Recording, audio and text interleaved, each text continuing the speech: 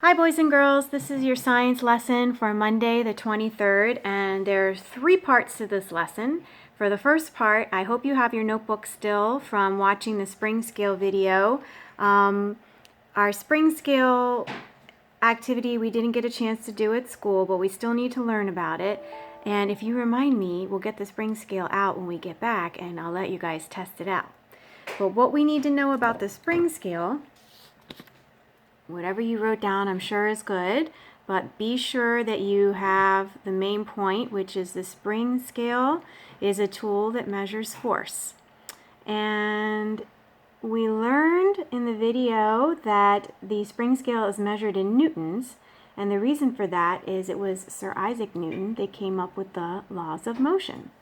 So at the end of this lesson, you're going to be watching a brain pop on the laws of motion. A lot of it will be review for you, so that's good. The next part is this today. You're going to do the wheel and axle. This is part 2 of the video. And let's talk about the wheel and axle a little bit more. Wheel and axle has 2 parts. The 2 parts are the wheel and the axle. Let's see, the wheel and the axle, they work together. The wheel goes on the axle and then they move together. And it's a really great way to pull a load that is heavier and to get around fast if you think of a wheel and axle on a bicycle. So in early times, you would just see the wheel, and they would use that, like, actually, if you take a look at your booklet on page 8, there's a perfect example of how they would use wheels to move heavy objects.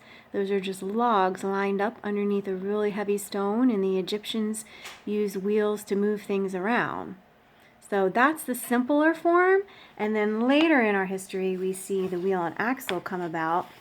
If you think of the Roman chariots, the wheels with the spokes, those were early examples of the wheel and axle. Examples when you go on your hunt, there are so many that we don't even think of. Simple machines are all around us. We use them every day. One example is a doorknob. A doorknob is a wheel and axle that we use all the time. On pizza night, if you cut your pizza with a pizza cutter, there's a wheel and axle that you may not have thought of as a simple machine before. Another really good one that we all use is the toilet paper holder. The roll of toilet paper is the wheel, and when you slide it onto the holder, that's the axle.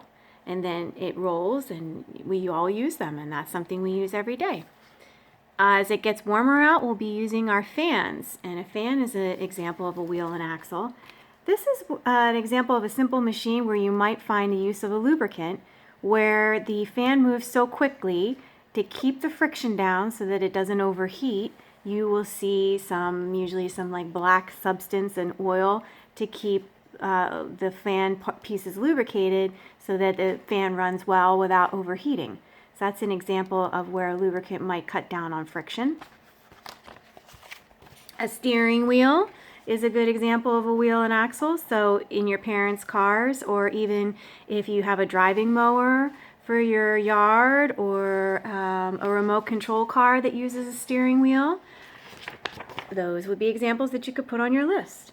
And then just a fun example, I know you probably don't have a Ferris wheel at your home, but we've all seen them, and when we're out and about this summer, you will not look at the Ferris wheel the same way. You'll now know that it's a huge wheel on an axle. Huge simple machine in action at the beach, okay?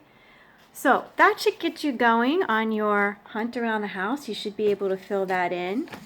The last part of our video is back to our mini booklet.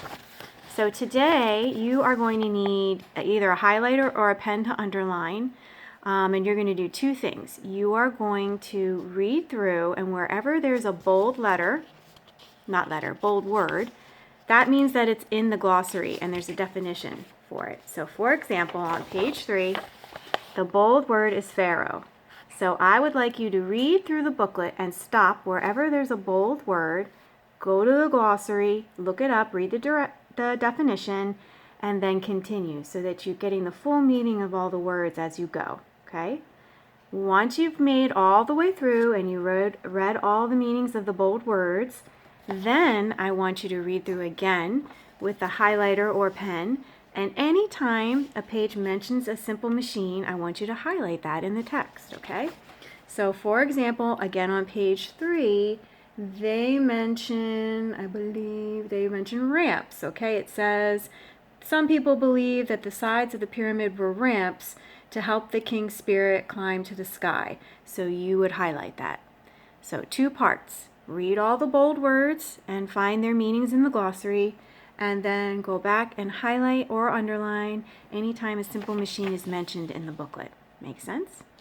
And when you're all done with that, you're going to keep this, you're going to put it back in your folder.